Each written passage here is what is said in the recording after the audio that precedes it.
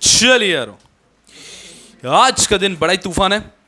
बहुत जबरदस्त तरीके से पहला चैप्टर हमारा कंप्लीट हुआ है। उस पहले चैप्टर के सारे केसेस को एक साथ में यहां पे कंठस्थ करने की हम लोग इच्छा रखते हैं। चलिए यारो, so without wasting any time शुरू कर देते हैं हम लोग हमारा quick revision of chapter number 1 of MCS edition 5। चलो, कुछ इस प्रकार से क्विक रिवीजन होगा कि मोस्ट ऑफ द केसेस के अंदर एक लीगल इशू होता है जिसका जवाब हमें पता होना चाहिए। तो मैं लीगल इशू वो वाला पूछता रहूंगा, उसका जवाब भी मैं देता रहूंगा, लेकिन साथ में आपसे अपेक्षा रहेगी कि आपको उस लीगल इशू का आंसर ऑलरेडी पता हो। Despite of MCS being an open book paper, हमें इसको पढ़ना इतने अच्छे से होता है कि कम से कम लीगल इशू के आंसर के लिए हमें केस पे जाना ना पड़े, वो हमें याद होने चाहिए। लीगल इशू के आंसर्स याद होने चाहिए, फिर वो लीगल इशू का आंसर किस केस में था, उसके रीजनिंग क्या है, ये सब के लिए हम बुक को ओपन करें। अगर हम ये सोचेंगे कि लीगल इशू को भी हम बुक में ही देखेंगे तो that will consume a lot of time. तो लीगल इशू और उसका आंसर, लीगल इशू का जो आंसर है वो तो हमें याद होना चाहिए। चलिए यार, सो without wasting any time let's start with the first case, CL1 Aruna Oswal versus Pankaj Oswal. Total कितने केसेस हैं? 40, राइट? तो हमें समझते हैं 10-10 के 4 सेट करने और हमारा पूरा चैप्टर कंप्लीट हो जाएगा। पहले सेट की शुरुआत है CL1 अरुणा ओसवाल वर्सेस पंकज ओसवाल। यहां पे लीगल इशू कुछ ऐसा बना था कि अगर मान लीजिए एक व्यक्ति है, उसको एज लीगल एयर शेयर्स मिलने वाले हैं कुछ, इन शेयर्स को मिलने के बाद he will have 10% shares and he will be able to file an application for oppression and mismanagement. अभी तक पार्टीशन सूट फाइनल नहीं हुआ है, उसको शेयर्स मिले नहीं है, तो क्या वो इस मुकाम पे एक ऑपरेशन मिसमैनेजमेंट का एप्लीकेशन फाइल कर सकता है क्या, प्रिज्यूमिंग कि ये शेयर्स तो मिलने ही वाले हैं? यस और नो? नो। एक व्यक्ति जब तक पार्टीशन सूट कंक्लूड नहीं हो जाता तब तक ऑपरेशन मिसमैनेजमेंट के लिए एप्लीकेशन फाइल नहीं कर सकता। Are we good? खत्म। ये 10 सेकंड के अंदर ये पूरा केस कंप्लीट हो गया। ये जो लाइन है ये आपको याद होनी चाहिए। आपको ये याद होना चाहिए कि पार्टीशन सूट जब तक कंक्लूड नहीं हुआ है तब तक वो व्यक्ति ऑपरेशन मिसमैनेजमेंट एप्लीकेशन फाइल नहीं कर सकता। बाकी चीजों के लिए हम केस पे आ सकते हैं। Are we clear? अगर ये पता है तो एग्जाम में कोई भी क्वेश्चन आएगा उसका आपको कंक्लूजन पता होगा। अब बस आंसर फॉर्मेशन के लिए हमें नोट्स को ओपन करना पड़ता है। चलिए, ये हो गया पहला केस, बहुत आसान। दूसरा केस आता है हमारा Sandeep Agarwal and another versus union of India and another. यहां पर बात हो रही थी कि अगर कुछ डायरेक्टर्स हैं, they are directors of company A, they are also directors of company B. Company A strike off हो चुका है और उसके साथ साथ में डायरेक्टर्स भी डिस्क्वालीफाई हो चुके हैं। इनका डिन और DSC कैंसिल हो चुका है। इनका सवाल यह है कि अगर आप हमारा डिन और DSC कैंसिल कर दोगे because we are disqualified now, how we will file returns of this continuing company. इसका हम रिटर्न कैसे फाइल करें? इस केस में इसका सोल्यूशन ऐसा आया था, देयर वाज अ स्कीम उस टाइम पे, the name of the scheme was companies fresh start scheme. उसके तहत लॉ ने बोल दिया था कि सब डायरेक्टर्स के दिन को हम रिवाइव कर देंगे और इस केस में ऑर्डर दिया था कि अगले 3 दिनों में, right, with in 3 working days, last line, कि 3 दिनों के अंदर 3 दिनों के अंदर हाईकोर्ट ने ऑर्डर किया कि इनके डिन और DSC को रिवाइव करो। तो इस स्कीम के तहत उनके डिन और DSC रिवाइव हो गए थे। बहुत आसान। इसके बाद में आता है थर्ड केस, आशीष ओ लालपुरिया वर्सेस कुमाका इंडस्ट्रीज लिमिटेड। इसके अंदर लीगल इशू ऐसा कुछ था कि अगर मान लीजिए हमने NCLT ने हेल्ड किया है, before the approval NCLT for any scheme of amalgamation a notice has to be given to all the regulators specified to invite objections if any, this requirement cannot be waived by NCLT। कि अगर कभी भी आपका कोई भी arrangement, वही वाला arrangement, merger, amalgamation section कौन से होते हैं? 230, 232। इसके अंदर कोई भी स्कीम आती है तो उसके पहले आपको NCLT का एप्लीकेशन फाइल करने के पहले रेगुलेटर्स को एक नोटिस देना अनिवार्य है। इवन NCLT इस स्कीम को, इस रिक्वायरमेंट को वेव ऑफ नहीं कर सकती। तो लीगल इशू कुछ ऐसा बन जाता है कि क्या NCLT इस रिक्वायरमेंट को वेव ऑफ कर सकती है क्या, रेगुलेटर्स को नोटिस देने वाला? तो इस केस में इट इज हेल्ड कि NCLT भी इस रिक्वायरमेंट को वेव ऑफ नहीं कर सकती। जबरदस्त। उसके बाद में आता है हमारा CL4 Pankaj Kumar Mishra versus ROC Mumbai and others. यहां पर क्या बात हो रही है? NCLT held that before making any order of restoration मतलब एक कंपनी जो स्ट्राइक ऑफ हो चुकी है उसको वापस रिवाइव करने की बात की जा रही है। Opportunity of being heard has to be given and since then in this given case opportunity of being heard was not given, order of NCLT set aside। यहां पर क्या हुआ? एक कंपनी है, उसको स्ट्राइक ऑफ कर दिया गया। फिर इनकम टैक्स के ऑफिशियल आए, इनको स्ट्राइक ऑफ क्या किया, इनसे तो हमें कुछ पैसा लेना बाकी है। तो फिर आरओसी बोला ठीक है वापस रिवाइव कर देते हैं, कंपनी को वापस रिवाइव कर दिया। तो एक छोटा सा इश्यू गया था यहाँ पर एनसीएलटी तक कि अगर कभी भी किसी भी स्ट्रिकन ऑफ कंपनी को आप रिवाइव करना चाहते हैं तो क्या उस कंपनी को अपॉर्चुनिटी ऑफ बीइंग हर्ड दिए बिना रिवाइव कर सकते हैं क्या। ये लीगल इशू था। इन this case it was held कि अपॉर्चुनिटी ऑफ बीइंग हर्ड दिए बिना किसी भी स्ट्रिकन ऑफ कंपनी को रिवाइव नहीं किया जा सकता। Easy PC. CL5 अलीबाबा नावी बादशाह versus small farmers agri business consortium and others. यहां पर क्या हुआ था कि भैया एक बार हाईकोर्ट हेल्ड दैट डायरेक्टर ने एक बार रेजिग्नेशन दे दिया है, उसके बाद क्या वो डे टू डे अफेयर्स के लिए लायबल होगा क्या, नहीं। If a director has given resignation उसके बाद में वो डे टू डे अफेयर्स के लिए लायबल नहीं है। एग्जांपल चेक दिया है और डिसऑनर हो गया, उसके लिए वो लायबल नहीं है। यहां तक कि हमने ये भी पढ़ा था कि अगर मान लीजिए मैं डायरेक्टर था, मैं उनके साथ नेगोशिएशंस में इन्वॉल्व था, उसके बाद में मैंने रेजिग्नेशन दे दिया है, उसके बाद में कुछ चेक्स इशू किए हैं तो उसके लिए भी मैं लायबल नहीं हूं। कीवर्ड जो याद रहना चाहिए वो ये है, एक बार डायरेक्टर ने रेजिग्नेशन दे दिया, उसके बाद में अगर चेक इशू किए गए, वो चेक डिसऑनर हो गए, तो इसके लिए वो डायरेक्टर लायबल नहीं होने वाला है। Dam easy. CL6 doctor Rajesh Kumar Yaduvanshi versus SFIO। यहां पे सवाल ये था कि अगर किसी भी कंपनी के अंदर अगर कोई भी फ्रॉड हुआ है तो क्या उस कंपनी के नॉमिनी डायरेक्टर्स को हम डायरेक्टली प्रोसिक्यूट कर सकते हैं या नहीं। द आंसर हियर वाज कि आप नॉमिनी डायरेक्टर्स को डायरेक्टली प्रोसिक्यूट नहीं कर सकते unless there is a specific allegation against them. Nominee directors को प्रोसिक्यूट करने के लिए उनके अगेंस्ट स्पेसिफिक एलिगेशन चाहिए, मतलब चाहिए। अगर आपके पास स्पेसिफिक एलिगेशन नहीं है तो आप नॉमिनी डायरेक्टर्स को लायबल हेल्ड नहीं कर सकते। Easy peasy. वापस चलिए, उसके बाद में आता है CL7 QVC Exports Private Limited others versus Cosmic Ferro Alloys Limited. इसके अंदर वापस नॉमिनी डायरेक्टर की बात थी और यहीं पे हमने डिटेल में पढ़ा था एक चीज कि नॉमिनी डायरेक्टर भिन्न भिन्न प्रकार के हो सकते हैं। एक नॉमिनी डायरेक्टर ऐसे होते हैं जो पॉपुलर वाले हैं, जब आपने किसी से बैंक से लोन लिया है और वहां पर बैंक के पास राइट है नॉमिनी डायरेक्टर अपॉइंट करने वाला, एक तो वो होते हैं, और कभी कभी हमारे शेयर होल्डर्स के पास अग्रीमेंट के थ्रू भी राइट होता है टू अपॉइंट नॉमिनी डायरेक्टर। तो ये अलग अलग कंसेप्ट होता है, ठीक है। यहां पे पढ़ा था removal of nominee director appoint by minority share holders. Minority share holders ने कुछ डायरेक्टर्स को अपॉइंट किया था, वो जो नॉमिनी डायरेक्टर है with majority vote at duly convened EGM giving special notice is completely legal and valid. Sir story याद दिला दो। स्टोरी यहां पर ऐसी थी कि यहां पर एक कंपनी बनी, इस कंपनी को दो लोगों ने मिलकर बनाया, इनके पास मेजॉरिटी शेयर, दूसरी पार्टी के पास माइनॉरिटी शेयर, कुछ भी हो सकता है मेजॉरिटी माइनॉरिटी का रेशियो। इन्होंने ये डिसाइड किया कि इस कंपनी के अंदर फॉर एग्जांपल जब भी कोई डायरेक्टर को अपॉइंट किया जाएगा तो वो डायरेक्टर को अपॉइंट कैसे किया जाएगा इन्होंने डिसाइड किया था। अब यहां पर मान लीजिए इन मेजॉरिटी ने डायरेक्टर्स को अपॉइंट किया है 5, माइनॉरिटी ने 3 डायरेक्टर्स को अपॉइंट किया है। इस मेजॉरिटी ने एक नोटिस दिया और ये जो 3 डायरेक्टर्स अपॉइंटेड बाय माइनॉरिटी थे बाय एग्रीमेंट उनको रिमूव कर दिया। These 3 directors which were appointed by minority shareholders were removed by the majority shareholders। तो confusion यहाँ बस ये होता है कि इन 3 को नॉमिनी क्यों बोल रहे हो सर? इनको नॉमिनी इसलिए बोल रहे हैं because they were appointed through an agreement, because minority shareholders के पास एक agreement था, उस agreement के थ्रू उन्होंने 3 लोगों को अपॉइंट किया था, इसलिए उनको नॉमिनी बोल रहे हैं। यहाँ पे लेंडर वगैरह का कोई लॉजिक नहीं है। These nominee directors were appointed by minority shareholders only। तो लीगल इशू ये बनता है कि अगर कुछ डायरेक्टर्स को माइनॉरिटी शेयर होल्डर्स ने अपॉइंट किया because they had a right to appoint them through agreement, क्या मेजॉरिटी उनको निकाल सकती है क्या? इस केस में इट वाज हेल्ड कि ड्यूली कन्वीन्ड EGM पे प्रॉपर स्पेशल नोटिस देके पूरे प्रोसीजर ऑफ लॉ फॉलो करके अगर मेजॉरिटी शेयर होल्डर्स रिमूव करना चाहें nominee director appointed by minority share holder तो वो रिमूव कर सकते हैं, कोई प्रॉब्लम नहीं है। तो majority share holders proper procedure follow करके nominee director appointed by minority share holder को रिमूव कर सकते हैं। यहां पर समझना अच्छे से कंफ्यूजन क्या होता है। यहां पर कंफ्यूजन ये होता है अगर कभी आया क्या majority share holder nominee director को रिमूव कर सकते हैं? अरे पहले ये बताओ कि नॉमिनी डायरेक्टर कौन सा है। अगर ये नॉमिनी डायरेक्टर लेंडर वाला है या सेंट्रल गवर्नमेंट का अपॉइंटेड है तो आप रिमूव नहीं कर सकते, लेकिन if this is a nominee director appointed by minority share holder तो आप रिमूव कर सकते हैं। Super wonderful. फिर आता है CL8 economy hotels India service private Limited versus registrar of companies and other. इसमें क्या हुआ था? याद आ रहा है शशि थरूर?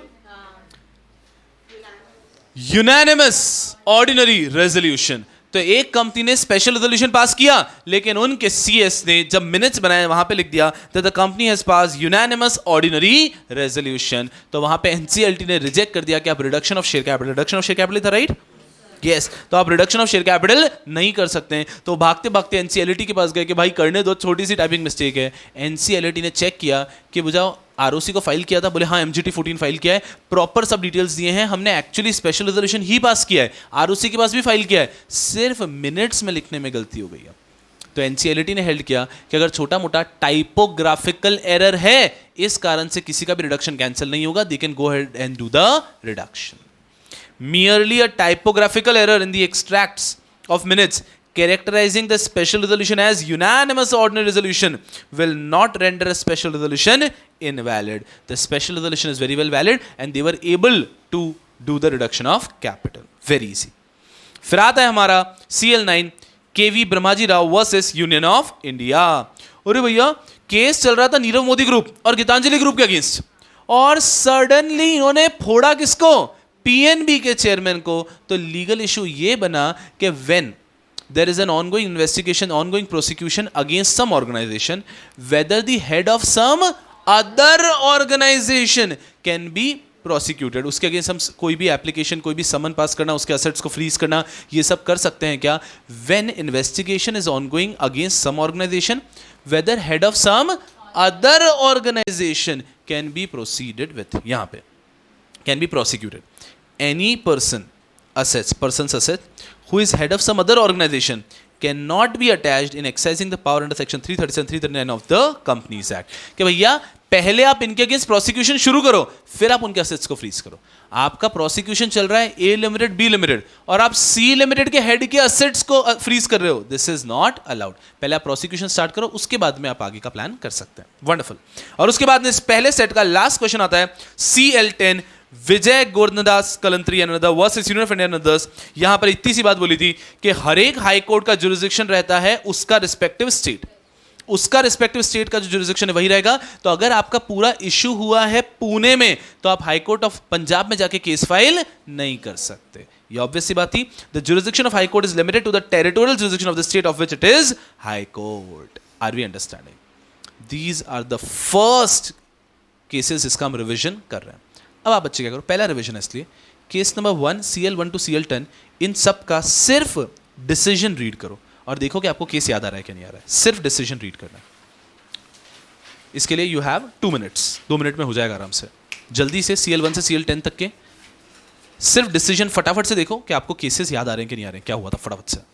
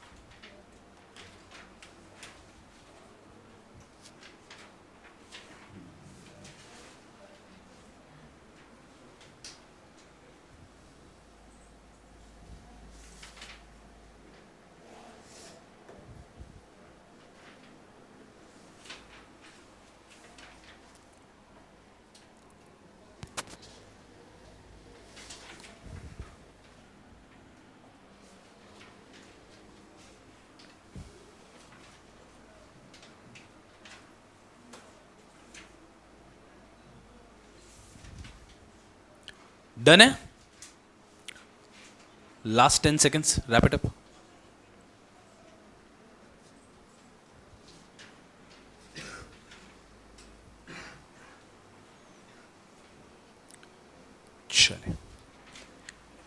सिर्फ डिसीजन देख के अगर पूरा केस याद आ पा रहा है तो फिर पढ़ाई का दिशा सही चल रहा है। इससे आप किसी भी चैप्टर को 15 मिनट के अंदर रिवाइज कर पाएंगे कि डिसीजन देखा, हाँ ये वाला केस ये था, ये वाला केस ये था, ये वाला केस ये था। इतना भारी तरीके से याद आना चाहिए। एग्जाम का कोई भी क्वेश्चन देखेंगे और तुरंत हमको अरे हाँ ये यहां पे था। अगर आपको टेक अवे याद है तो क्वेश्चन 100% उसी जो डिसीजन है टेक अवे उससे कनेक्टेड ही केस होने वाला है। चलिए, let's go ahead and let's hit the second half. 1/4 of the chapter is done. We are moving towards the second part 11 to 20।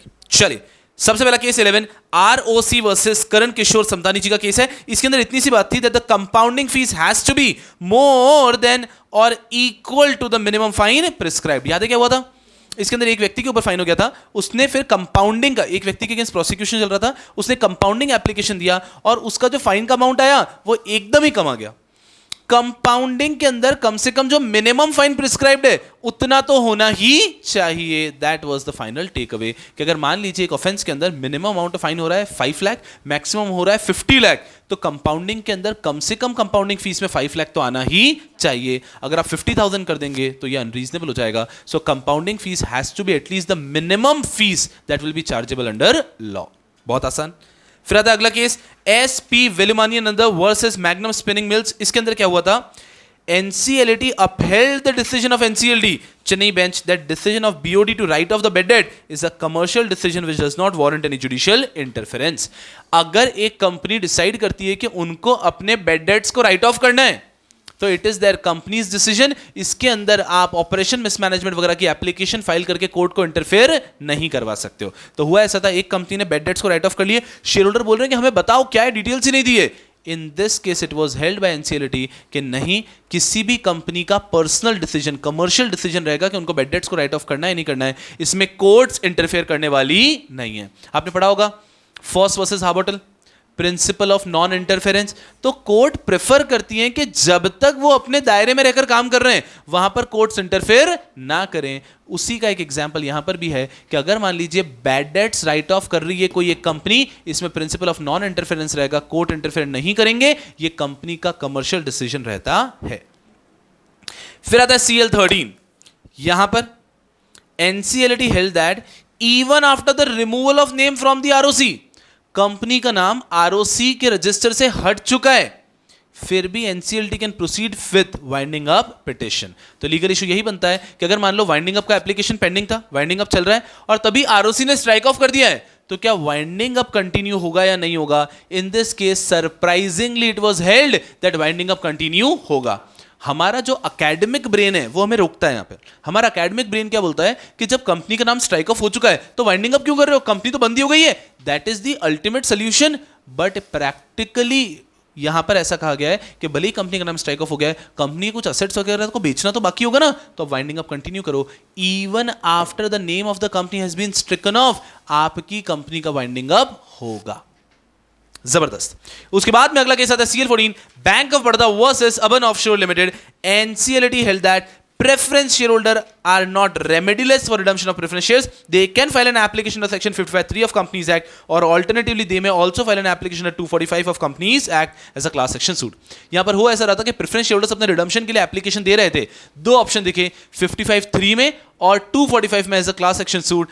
First में NCLT ने दोनों से रिजेक्ट कर दिया कि ना तो आप 55(3) में एलिजिबल हैं, ना आप क्लास एक्शन सूट में एलिजिबल हैं, आप यहां पर नहीं आ सकते। फिर एक केस NCLT के पास गया, NCLT बोला कि सुनो, कभी भी लॉ ऐसा नहीं हो सकता that preference shareholders would be left remediless. तो we conclude, we held that preference shareholders 55(3) में भी आ सकते हैं, 245 में भी आ सकते हैं। They are eligible to apply in both of these sections for their redemption. तो प्रेफरेंस शेयरहोल्डर्स अगर कभी रिडम्पशन की एप्लीकेशन देना चाहें तो 55(3) में भी दे सकते हैं और 245 में भी दे सकते हैं। Life is easy.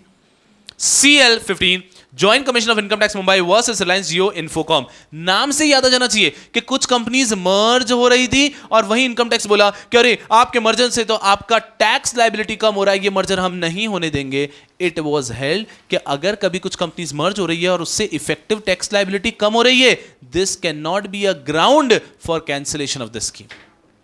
क्या ग्राउंड होता है? थोड़ा सिलेबस से बाहर निकल के, अगर आपके मर्जर का आपकी कंपनीज को अमालगमेट करने का sole purpose is tax evasion, तो उस केस में हम लोग बोल सकते हैं कि नहीं करेंगे। लेकिन यहां पर कह रहे हैं कि अगर कभी भी आप मर्जर करेंगे और उसका एक इफेक्ट हो रहा है कि टैक्स लायबिलिटी कम हो रही है, this is not a ground for rejection of the scheme. NCLT held that mere fact that a scheme of compromise or arrangement may result in reduction of tax liability does not furnish a basis for challenging the validity of the same. कि किसी भी scheme के होने के बाद, मर्ज होने के बाद में अगर टैक्स लाइबिलिटी कम हो रही है, ये कोई ग्राउंड नहीं है कि आप स्कीम को चैलेंज कर लो. टैक्स लाइबिलिटी इफेक्ट की तरह भी कम हो सकती है. CL16 ROC Kerala versus Ayoli Abdullah. NCLT per se has no power to waive the filing fees and additional fees. याद आ रहा है ना? आपके घर में मेहमान, आपने बहुत मेहनत की, एंड में पैर छू के आप 500 रुपए खींचना चाहते थे, बट आपकी मां ने अलग कर दिया आपको कि नहीं नहीं नहीं नहीं नहीं चाहिए, नहीं चाहिए. तो सवाल यहां पर यह आ रहा है कि अगर मान लीजिए आरओसी के पास राइट होता है फीस लेने का, तो एनसीएलटी कैसे उसे वेव ऑफ कर सकती है? एनसीएलटी उसे वेव ऑफ करो जो आपका राइट है, जो राइट आरओसी का है उसको आप कैसे वेव ऑफ कर रहे हो? तो it was held that NCLT has no power to waive off the additional fees और any fees which is received by ROC. NCLT per se has no power to waive the filing fees and additional fees. Waive off नहीं कर सकते. CL17 RD Southern Region versus Real Image LLP. Legal issue भी लिखा है यहां पे, whether an Indian LLP can be merged with an Indian company directly by making an application under section 230 232. अरे नहीं नहीं, इसके लिए तो एक नया सेक्शन है ना. तो पहले अगर कोई भी इंडियन एलएलपी है तो उसको सेक्शन में जाना होगा, उस सेक्शन से वो मर्ज होने लायक बनेगी, उसके बाद में मर्ज हो सकते हैं. Take away, if an Indian LLP is proposed to be merged with an Indian company, then firstly the LLP has to apply for registration under 366. तो इंडियन एलएलपी है, पहले वो 366 में रजिस्ट्रेशन करेगी, उसी के बाद वो किसी इंडियन कंपनी के साथ में मर्ज हो सकती है. बहुत ज्यादा आसान. फिर आता है CL18 G Vasudevan versus union of India. यहां पर कॉन्स्टिट्यूशनल वैलिडिटी चैलेंज हुई थी 1671A की. तो क्या 1671A जो ये कहता है दैट इफ एट ऑल एक कंपनी फाइलिंग डिफॉल्ट या फिर आपका पेमेंट डिफॉल्ट करती है अंडर 164(2), तो उसके डायरेक्टर्स को निकाल दिया जाता है. The directors are disqualified and the directors will be vacated in all the companies except the defaulting company. ये एकदम इरेशनल प्रोविजन है. In this case it was held कि it is not an irrational provision and it is very logical and constitutional validity उसकी agree की गई, upheld की गई. जबरदस्त. उसके बाद में आता है CL19 Mukut Pathak and others versus union of India and another. इसके अंदर ये कहा गया कि ये जो 164(2) के ऊपर बात की है ना, ये रेट्रोस्पेक्टिवली अप्लाई करेगा या प्रोस्पेक्टिवली. उन्होंने कहा it will apply prospectively and not retrospectively. और कुछ सवाल थे, देखते हैं. पहला, क्या 164(2) रेट्रोस्पेक्टिवली अप्लाई करेगा? The answer is no. दूसरा, whether a prior notice and an opportunity of being heard was required to be given before publishing the list. कोई प्रायर नोटिस या अपॉर्चुनिटी देने की जरूरत है? नो. कोई भी डायरेक्टर्स को जो डिस्क्वालीफाई हो रहे हैं उनको अपॉर्चुनिटी ऑफ बीइंग हर्ड या प्रायर नोटिस देने की जरूरत नहीं है. 3 साल तक फाइलिंग नहीं की, सीधा डिफॉल्टिंग लिस्ट में आ जाएगा आपका नाम, आपको कोई नोटिस दिया नहीं जाता. Last, whether the directors of a company are disqualified from being reappointed as directors in other non-defaulting companies in which they were directors at the time of incurring disqualification. कहने का मतलब यह है, यस, आप 5 साल तक किसी भी कंपनी के अंदर वापस डायरेक्टर नहीं बन सकते. 5 साल बाद आपका डिस्क्वालिफिकेशन खत्म होगा, फिर आप डायरेक्टर्स बन सकते हैं. बहुत ज्यादा आसान. और इस सेट का आखिरी question CL20 Jindal Steel and Power Limited versus Arun Kumar Jagatram का. इसके ऊपर आपको एक रेफरेंस दे रखा है,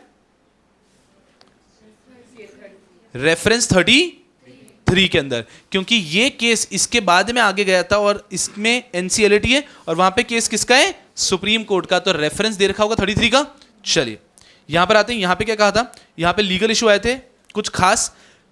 weather in a liquidation proceeding under IBC the scheme for compromise arrangement can be made in terms of 230 232. एक बार सीआईआरपी फेल हो गया है, लिक्विडेशन ऑर्डर आ गया है, क्या उसके बाद में 230 का एप्लीकेशन आ सकता है या नहीं? से yes no? Yes yes, liquidation order आने के बाद में भी 230 का एप्लीकेशन आ सकता है. दूसरा सवाल यह था कि अगर 230 का एप्लीकेशन आ सकता है, any person who is ineligible under 29A, एक ऐसा व्यक्ति जो रेजोल्यूशन प्लान देने के लिए इनएलिजिबल है, क्या वो यहां पर स्कीम दे सकता है क्या? The answer is no. Promoter थे इस केस में कि वो कभी भी यहां पे सबमिट नहीं कर पाएंगे. वापस रिपीट करता हूं, 2 लीगल इशू हैं कि एक बार सीआईआरपी फेल हो गई, लिक्विडेशन स्टार्ट हो गया, उसके बाद क्या 230 232 का एप्लीकेशन आ सकता है क्या स्कीम के लिए? द आंसर इज यस, आ सकता है. और उसका पर्पस ऐसा बताया कि हम तो चाहते हैं ना कंपनी किसी तरह से रिवाइव हो जाए, तो अगर कंपनी किसी भी तरह से रिवाइव हो सकती है तो रिवाइव कर देंगे. दूसरा सब क्वेश्चन, अगर मान लीजिए एप्लीकेशन आ सकता है, तो क्या कोई ऐसा व्यक्ति जो 29A में इनएलिजिबल है, 29A ऑफ आईबीसी में इनएलिजिबल है, तो क्या वो एप्लीकेशन दे सकता है? The answer is no. जो रेजोल्यूशन प्लान नहीं दे सकता है वो यहां पर स्कीम भी नहीं दे पाएगा. चलिए, ये हो गए CL20, सेकंड सेट हो चुका है। शांति से 11 से 20 को एक बार देख लो, सारे डिसीजंस देख रहे हो और आपको समझ रहे हैं क्या?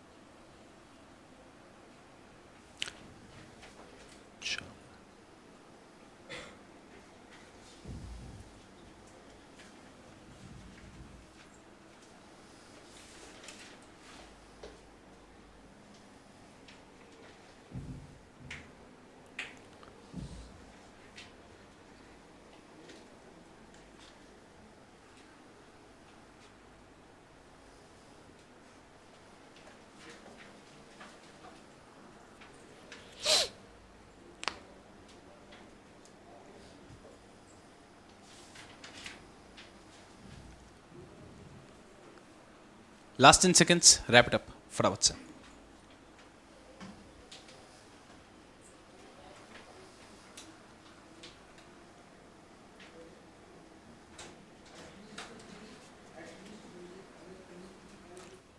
बहुत आसान लग रहा है ना?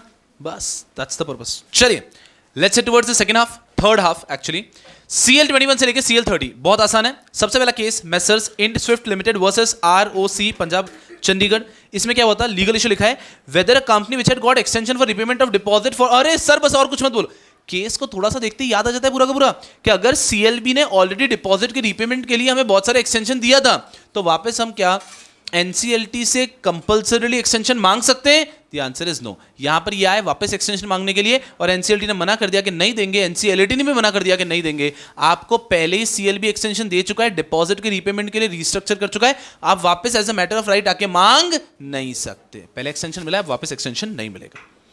उसके बाद में आता है CL22 S Gopal Kumar Nair and another versus OBO बेटरमैन। ये थोड़ा सा कॉम्प्लिकेटेड सा था legal issue. Whether holding 90% shares in a company is the sole requirement to give a notice under 236 for compulsory acquisition of shares। याद आ रहा है कि हमारे पास अगर किसी कंपनी के 90% उससे ज्यादा शेयर्स है तो 236 एक ऐसा सेक्शन आता है जो हमें राइट देता है, अगर हम 236 को पूरा फॉलो कर लें तो हम कंपल्सरीली रिमेनिंग सारे शेयर्स को अक्वायर कर सकते हैं। ये 236 कहता है। यहां पे लीगल इशू ऐसा हुआ कि क्या 236 में merely 90% own करना is the sole requirement or you have to comply with other conditions also? In this section it was held that 90% acquire करना is not the sole condition, you have to comply with other conditions also। इसके अंदर एक परेशानी ये आती है कि अगर घर जाके हम 236 पढ़ते हैं तो हमें अंदर कुछ खास कंडीशन मिलती नहीं है, 90% की दे रखी है, लेकिन फिर भी ये केस यही कहता है that you have to also comply with other conditions given under 236। तो अगर हम अकेडमिकली बात करते हैं, इस केस के अंदर लीगल इशू था कि क्या 90% ओन करना इज द सोल कंडीशन या हमें और भी कंडीशन कंप्लाई करनी पड़ेगी? The takeaway was yes, आपको अदर कंडीशंस भी कंप्लाई करनी पड़ेगी। यहां पर डिस्पाइट ऑफ होल्डिंग 90% शेयर्स उनको रिजेक्ट कर दिया कि आप 236 की सारी कंडीशन कंप्लाई करके आओ, तभी आपको कंपल्सरी एक्विजिशन का राइट मिलेगा। टेक अवे रीड करते हैं एक बार। To give a notice under 236 for compulsory acquisition of shares of minority, merely holding 90% or more is not enough. Other requirement of 236 also needs to be complied. आगे बढ़ते हैं यारों. 23 हरी सकरन, इसके ऊपर आपने लिख रखा है फॉर इंफॉर्मेशन. यस, चलिए फॉर इंफॉर्मेशन लिख रखा है. ये ILFS वाला केस था. समरी पढ़ते हैं, इसके अंदर कोई लीगल इशू नहीं है. NCLT ordered reopening of books of ILFS, IFIN, ITNL against which MD of ILFS appealed to Supreme Court. तो उन्होंने बुक्स रीओपन करने की बात की थी, बहुत पुरानी, उन्होंने अपील किया. Supreme court dismissed the appeal and held that NCLT had followed due process given under 130 and can go ahead with reopening. ये केस तो आगे बहुत लंबा चौड़ा गया था, उसमें एक्चुअली इवन जेल भी हुई थी हरी सकरन जी को. तो एकदम सिंपल आता है, यहां पर उनके बुक्स को रीओपनिंग का ऑर्डर आया था. ये आगे गए कि हमारी बुक्स की आप रीओपनिंग कैसे कर सकते हैं, और समरी में लॉ ने ये हेल्ड किया था कि प्रॉपर ड्यू प्रोसेस फॉलो करके हम रीओपनिंग कर रहे हैं तो बिल्कुल कर सकते हैं. This case is merely for information, कोई लीगल इशू नहीं है.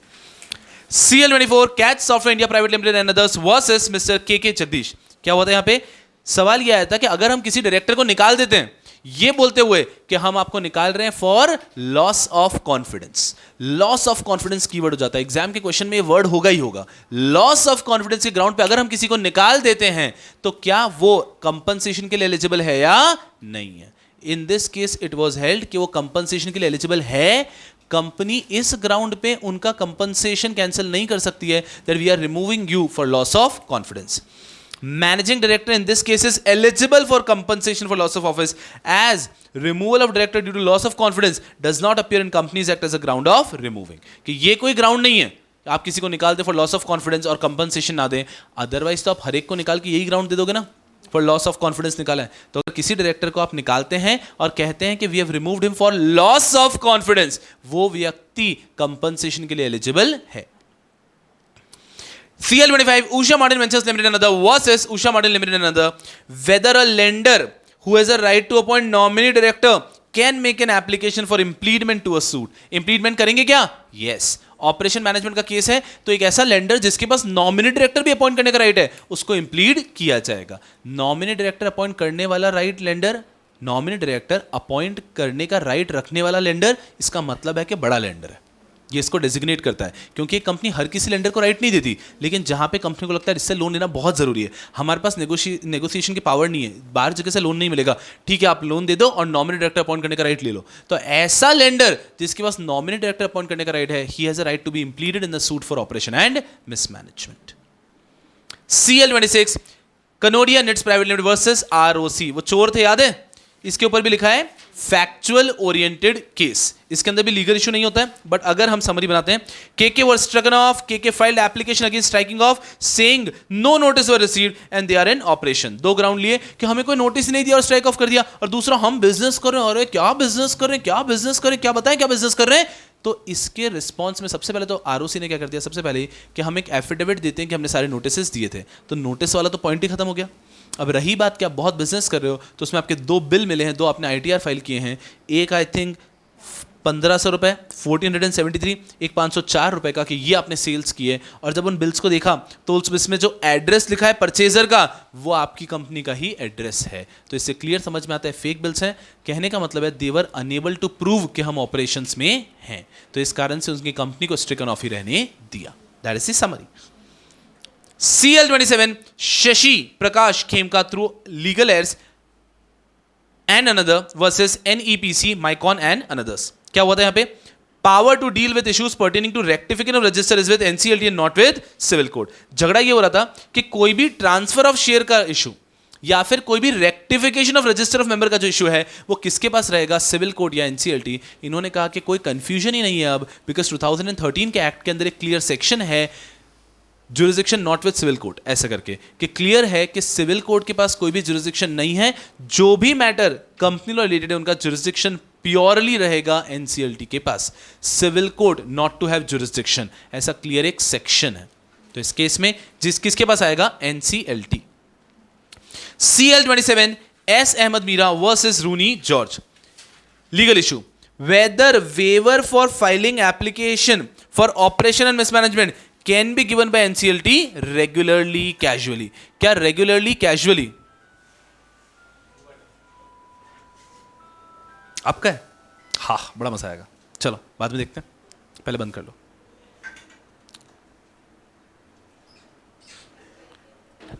वापस आते हैं यहाँ पे। चलिए, सवाल ये था कि क्या ऑपरेशन रिस्क मैनेजमेंट में जो वेवर दिया जाता है ना, वेवर कौन सा याद आ रहा है?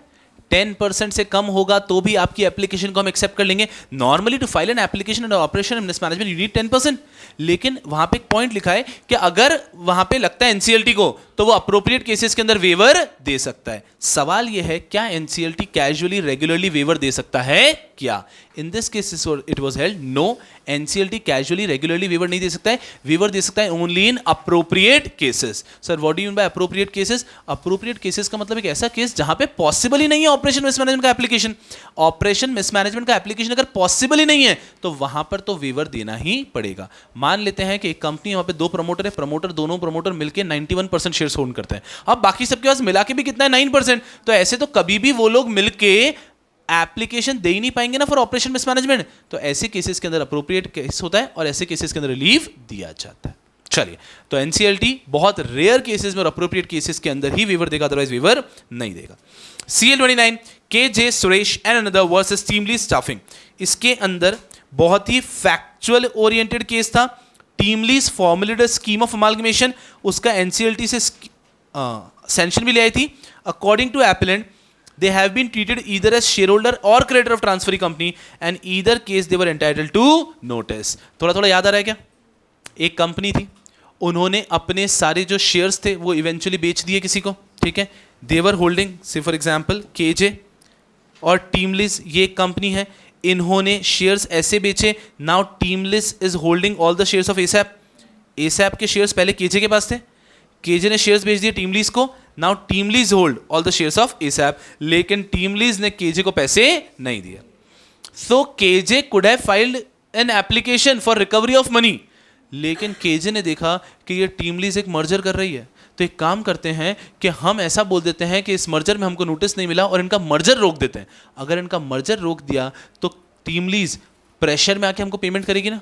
तो ये सोचते हुए rather than filing a case for recovery of money, they filed a case कि ये मर्जर हो रहा है, हम इनके या तो शेयर होल्डर या क्रेडिटर कुछ तो कंसिडर करो क्योंकि हमको पैसे नहीं मिले, हमें नोटिस ही नहीं दिया है, और ये लोग आगे बढ़ गए। इन this case it was held कि भैया नोटिस क्या नहीं दिया, आपका प्रॉपर एनओसी वगैरह सब था हमारे पास में, ये आप सिर्फ ये मर्जर को रोकना चाहते हो ताकि आपको पैसे मिल सके। It was rejected and the merger was set to be going ahead, merger को रोका नहीं गया। बिल्कुल क्लियर है? चलिए, फैक्चुअल ओरिएंटेड केस है, इसके ऊपर लिखा हुआ होगा। इसके बाद में आता है CL30 SS Hospitality Private Limited versus Surya Construction. कोई भी कंपनी लॉ रिलेटेड मैटर है तो उसके लिए एक्सक्लूसिव जुरिस्डिक्शन रहेगा किसके पास? एनसीएलटी के पास। सर हमने इसमें दो केसेस पढ़े। जी हाँ, अगर एग्जाम में कोई भी ऐसा क्वेश्चन आता है जिसके अंदर कंफ्यूजन हो रहा है कि केस एनसीएलटी के पास जाएगा, हाईकोर्ट के पास जाएगा, किसके पास जाएगा, तो आप उस क्वेश्चन में देखेंगे कि उसके फैक्ट इस केस से मिलते ज्यादा हैं या पिछले वाले केस से ज्यादा मिलते हैं। आपको लगता है इस केस से ज्यादा मिलते हैं, then this case will be applicable. Question में 100% आपको एक हिंट दी जाती है ऐसा। तो इस केस का भी टेकअवे यही है कि भैया जी कि अगर कोई भी कंपनी लॉ रिलेटेड मैटर है तो primary forum is always going to be NCLT. अगर एनसीएलटी से आपको नहीं मिलता है solution then you go to NCLT, नहीं मिलता then you go to Supreme Court, और अगर कोई रिट फाइल कर सकते हो तो you can go to High Court, लेकिन primary forum will always be NCLT. Second last set is done, last set is left. 21 to 30 फटाफट से देख लो, सिर्फ टेकअवे देख के केस याद आता है कि नहीं आता है। yes. जी ठीक है, बात कर लेंगे।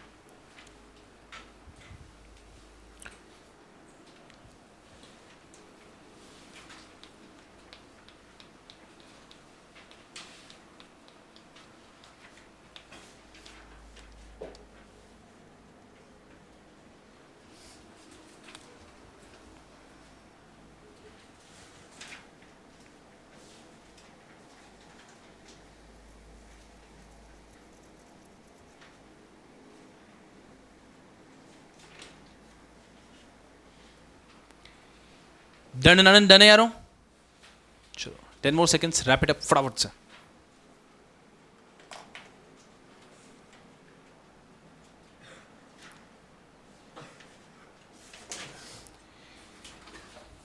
HDBD 10 seconds ahead का गलत इस्तेमाल नहीं करना है, पढ़ना है अभी उसको, ठीक है।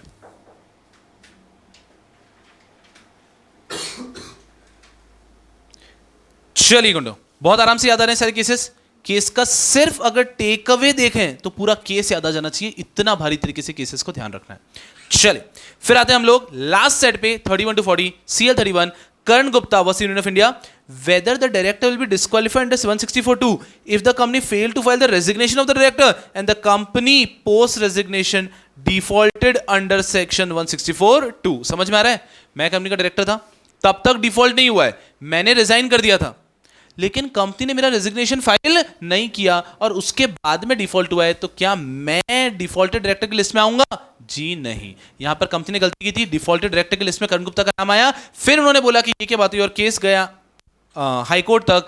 दिल्ली हाई कोर्ट ने ये हेल्ड किया कि करण गुप्ता साहब का नाम डिफॉल्टिंग डायरेक्टर की लिस्ट से हटाया जाए, बिकॉज उन्होंने पहले रेजिग्नेशन कर दिया था। It is the default of company. Are we clear? Very easy. वहां पे दिल्ली हाई कोर्ट लिखा हुआ नहीं है, वहां पे लिख लीजिए फटाफट से दिल्ली हाई कोर्ट। आपने लिख लिया है तो बहुत अच्छी बात है, जिसने नहीं लिखा वहां पे लिख लो, this case is of Delhi High Court. चलिए जाने वाला है हो, थैंक यू।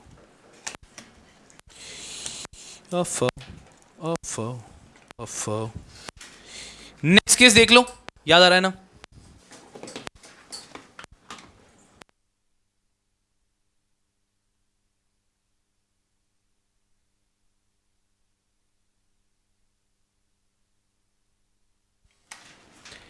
यस यार, केस को रीड करने की शुरुआत के 4-5-6 वर्ड पढ़े और केस याद आ जाना चाहिए। Whether a person who isn't a member or creditor of a company which has been stricken off can challenge the striking off. Yes, याद आ रहा है, ट्राइपार्टाइट अग्रीमेंट है, हमने उनके साथ एक अग्रीमेंट तो कर रखा है, अब हम उनके क्रेडिटर नहीं है, मेंबर नहीं है, लेकिन अगर ये कंपनी स्ट्राइक हो गई तो हमारा बहुत नुकसान है। So a person who is not even a member or creditor can even make an application against striking off. चलिए इसके बाद में आता है next case CL33 Arun Kumar जगत। ये हमने ऑलरेडी पढ़ा हुआ केस है CL20 का रेफरेंस का, बट अच्छी बात यह है कि दोनों का टेक अवे सेम है। बस ध्यान ये रखना है कि अगर एग्जाम में क्वेश्चन आएगा तो हम 33 का रेफरेंस देंगे, तो आपने शायद 20 को हल्का सा पेंसिल से कट कर रखा होगा।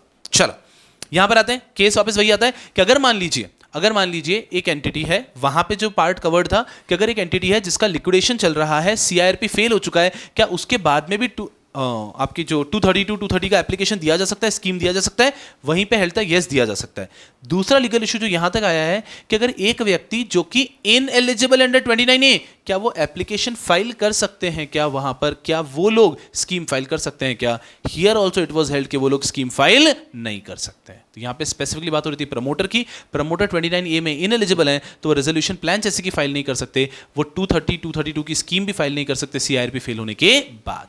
Are we good? चल 33 की बात है 34 Brillio Technologies Private Limited versus ROC। यहां पर NCLT held that selective reduction of capital is very well allowed। यहां पे वो कैपिटल को सिलेक्टिवली रिड्यूस कर रहे थे, इट वाज हेल्ड कि सिलेक्टिव रिडक्शन अलाउड है, बट साथ में 2-3 चीजें और सीखी। पहला, इन्होंने कोई जेन्युइन रीजन नहीं दिया था रिडक्शन का। तो क्या रिडक्शन सिर्फ एक ही पर्पस के लिए हो सकता है कि हमारे एक्यूमुलेटेड लॉसेस को राइट ऑफ करना है? नो, रिडक्शन किसी भी पर्पस के लिए हो सकता है, मोस्ट पॉपुलरली उस पर्पस के लिए होता होगा, लेकिन आप किसी पर्पस के लिए रिडक्शन कर सकते हैं। तो आपको यह रीजन देना कि हमारे एक्यूमुलेटेड लॉसेस थे जरूरी नहीं है। दूसरा, consent affidavit from creditor has not been obtained. Creditor से कंसेंट एफिडेविट लेने की कोई जरूरत भी नहीं है, आपको सिर्फ उनको नोटिस देना है। अगर उन्होंने कोई भी ऑब्जेक्शन नहीं लिया है, इट मींस उनका कंसेंट है, कोई कंसेंट एफिडेविट लेने की जरूरत नहीं है। Next, securities premium account can not be utilized for making payment to non promoter share holder. ऐसा कुछ भी नहीं है, जब आप सिलेक्टिव रिडक्शन भी कर रहे हैं तब भी आप सिक्योरिटीज प्रीमियम अकाउंट का यूज कर सकते हैं। और लास्ट आता है selective reduction is not permissible. यहां पे कोर्ट ने हेल्ड किया selective reduction is very well permissible. तो हर एक चीज को देख के याद रखना चाहिए कि ये चीजें अलाउड हैं। इसके बाद में आता है CL35 Vijay Sai Poultries Private Limited versus Vemulapalli Sai Premila and others NCLT। Whether forensic audit can be ordered without recording suitable reason. Reason दिए बिना क्या हम फॉरेंसिक ऑडिट कर सकते हैं? नहीं नहीं नहीं, आपको रीजन देना होगा, फिर आप करो ना कोई सा भी ऑर्डर, फॉरेंसिक ऑडिट करो। CL36 काली दुनिया jute and fibres private Limited versus axis Nariman and industries. यहां पर इशू ये था, यहां पे बात आते सीधे टेक अवे रीड करता हूं। If application is made by creditor under section 7 of IBC when the winding up petition is already pending before High Court, Supreme Court ordered to transfer the case to NCLT। Winding up का application high court में चल रहा है, तभी एक creditor ने IBC में application कर दिया एनसीएलटी के पास। तो अब क्या winding up high court handle करेगा या फिर case will be transfer to NCLT under IBC? The case will be transfer to NCLT under IBC. तीसरा केस पढ़ रहे हैं इस चैप्टर के अंदर जहां पे केस कहीं और से लेकर ट्रांसफर कर दिया था एनसीएलटी के पास। बट एग्जाम में अगर क्वेश्चन आता है तो बहुत क्लियरली आप आइडेंटिफाई कर पाएंगे कौन सा, यहां पे आईबीसी की बात हो रही है। फिर आता है 37 TCS वाला। This is merely for our informational purpose, कोई परेशानी की बात नहीं, इसको पढ़ना भी नहीं है। CA 38 Ravindranath Bajpai versus Mangalore special economic zones. Directors vicariously liable होंगे क्या? अरे याद आ रहा है क्या, कुछ लोग किसी का घर की कंपाउंड वॉल तोड़ के उनके 100 वैल्यूएबल ट्रीज को तोड़ के वहां पे पाइपलाइन डाल दिए, तो उस व्यक्ति ने जब केस फाइल किया कंपनी के अगेंस्ट, या कंपनी के डायरेक्टर के अगेंस्ट, या मैनेजर के अगेंस्ट भी केस फाइल कर दिया, तो लीगल इशू ये आया कि जो कंपनी के डायरेक्टर्स होते हैं, डायरेक्टर्स क्या वो वाइकेरियसली लायबल होते हैं क्या? The answer is no. Company के डायरेक्टर्स वाइकेरियसली लायबल नहीं होते अनलेस उनके अगेंस्ट स्पेसिफिक एलिगेशंस है। अगर वो स्पेसिफिकली इन्वॉल्व थे तो वो लायबल होंगे, अदरवाइज वो वाइकेरियसली लायबल नहीं होते। अदरवाइज तो हर कंपनी के कंप्लेन में उनके एमडी को बना देते पार्टी, और एमडी क्या समन करते हुए कोर्ट ही अटेंड करता रहता क्या? तो एक कंपनी का डायरेक्टर वाइकेरियसली लायबल नहीं होता है for the acts of the company unless वो डायरेक्टली इन्वॉल्व है।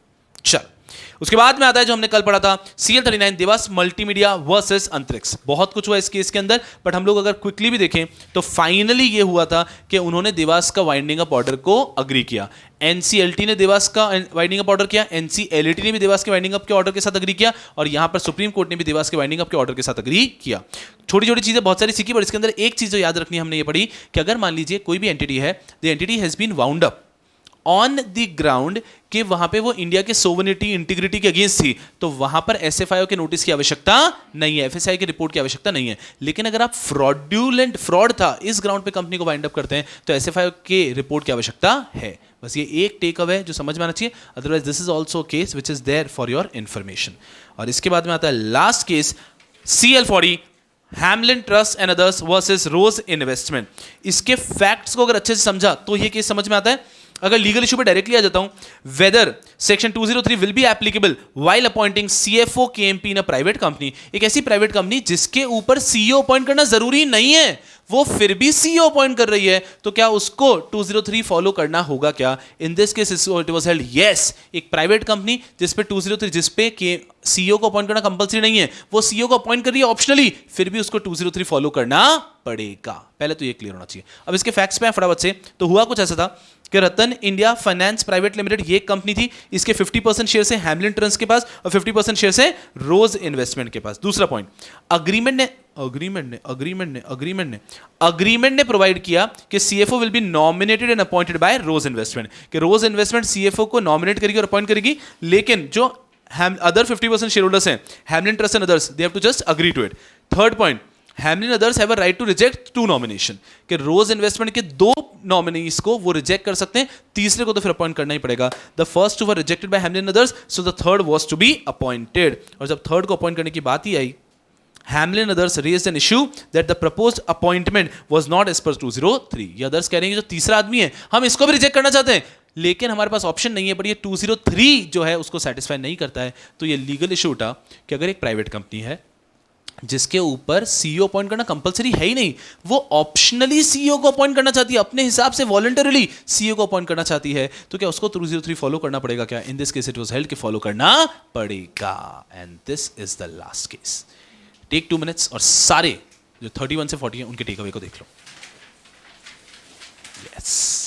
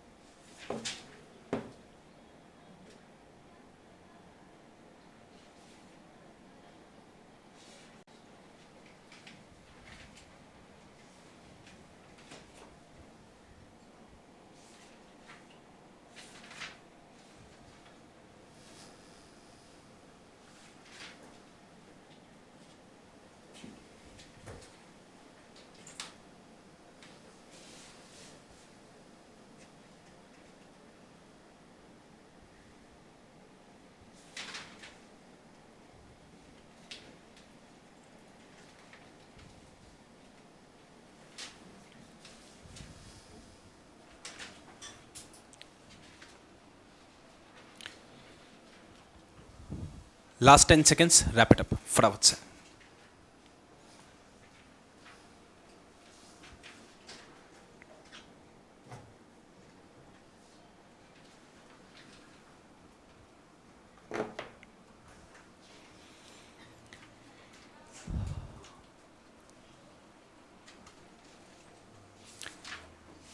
यस गुंडे, चलिए अब ये जो पूरा क्विक रिवीजन किया है ये आपको YouTube पे अवेलेबल रहेगा ताकि आप जितनी बार चाहें वो देख सकें। जो एग्जीक्यूटिव में मुझसे सिक्योरिटी पढ़े उनको एक आइडिया होगा जो अपन करते हैं, सेम चीज़ वापस रहेगी यहाँ पे भी। आपने कुछ नहीं, वहीं प्लेलिस्ट पे जाना है YouTube के अंदर, वहाँ पे आपको प्लेलिस्ट, ये पब्लिक वीडियोस नहीं रहते, अनलिस्टेड रहते हैं, तो आपको प्लेलिस्ट पे जाके दिखेंगे। आप डायरेक्टली सर्च करोगे तो नहीं दिखेंगे। तो YouTube चैनल पे शुभम शुक्लेचा पे गए, वहाँ पे आपको प्लेलिस्ट दिखेगी। प्लेलिस्ट में आपको क्लियरली दिखेगा MCS एडिशन 5 क्विक रिवीजन, ऐसी एक प्लेलिस्ट दिखेगी, उस पर क्लिक करोगे तो जैसे जैसे हमारे रिवीजन होते हैं वहाँ पे अपलोड होते रहेंगे, सिंपल। और फर्दर जो मैं आपको रीडिंग का टाइम भी देता हूँ ये भी वहाँ पे कट हो जाता है, तो सिर्फ बैक टू बैक रिवीजन ही रहता है। तो आपको हार्डली दिखेगा कि 20-30 मिनट्स के अंदर, 30 मिनट्स के अंदर आपका पूरा चैप्टर का रिवीजन होगा रफली। तो उसके अंदर आप जितनी बार चाहो MCS को रिवाइज कर सकते हो। आप ट्रैवल कर रहे हो कि चलो क्या करें MCS का चैप्टर रिवाइज कर लिया, तो उससे केसेस इतने अच्छे से दिमाग में बैठ जाते हैं कि एग्जाम के अंदर समय बचता है। और एग्जाम के 3 घंटे में जो व्यक्ति आंसर ढूंढने में टाइम वेस्ट करे, प्योरली वेस्ट ऑफ टाइम है। 3 hours are for writing the answer. तो आंसर ढूंढने का तो कुछ टाइम ही नहीं, 3 घंटे सिर्फ लिखने के। तो ये जो आंसर ढूंढने का काम है वो तो सेकंड्स में होना चाहिए। तो इतना अच्छे से कंटेस्ट होना चाहिए। ये केस यहाँ पे था, हाँ नाम याद नहीं होगा, उतने एफर्ट्स भी नहीं लेने, हाँ यहाँ पे था, और फटाफट से जाके पहुंच जाते हैं हम लोग। तो इतना अच्छे से दिमाग क्लियर होता है। जैसे कि 3 केसेस हैं जिसके अंदर NCLT से आया है, तो इतना अच्छे से ये सब चीज़ें याद हो जानी चाहिए कि एग्जाम में बिल्कुल भी टाइम वेस्ट ना और गलती ना करें। अब आपके पास जो एक और बुक है उसकी बात कर लेते हैं, सारथी।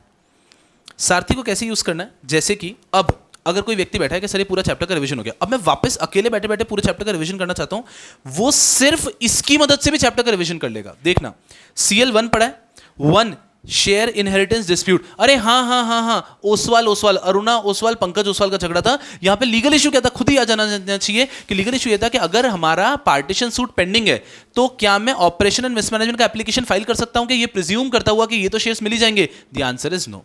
सेकेंड हमको दिख रहा है फाइलिंग इन एक्टिव कंपनी। अरे हाँ, यहाँ पे झगड़ा ऐसा था कि मैं कोक्सम पेपर्स और 2 के अंदर डायरेक्टर था, एक कंपनी स्ट्राइक ऑफ हो चुकी है, मैं डिस्क्वालीफाई हो चुका हूँ, डिन DSC बंद हो चुका है, मैं इस एक्टिव कंपनी में फाइलिंग कैसे करूँ। तभी एक स्कीम आ गई, कंपनी फ्रेश स्टार्ट स्कीम, उसने कह दिया डिन और DSC एक्टिव करो, तो एक्टिव हो गए।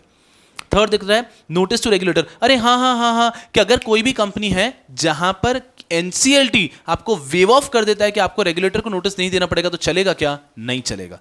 इस तरह से एक एक वर्ड से भी आपको केस का नाम याद आ जाएगा। तो अगर मान लीजिए एग्जाम में कोई क्वेश्चन आया और आपको याद आ गया है, और ये केस कौन सा वाला था, आपने हमेशा पढ़ा, अरे नॉमिनेट डायरेक्टर रिमूवल वाला केस है, तो आप यहीं से जा सकते हो, अरे CL7 7th वाला केस है, फटाफट से आप वहां पे पहुंच सकते हैं। Are we understanding? अब सर ये इतना वायर्ड वगैरह क्या है, तो इसमें क्या होगा, मान लो केस है ऑपरेशन मिसमैनेजमेंट का और आपको कुछ भी याद नहीं आ रहा, तो पूरे सिलेबस पूरे CL में there are 3 cases of operation mismanagement. तो उसमें 1 है, 25 है और 28 है। वो आपको इजीली इस चार्ट से समझ में आ जाएगा। मैं जो बोल रहा हूँ समझ में आ रहा है?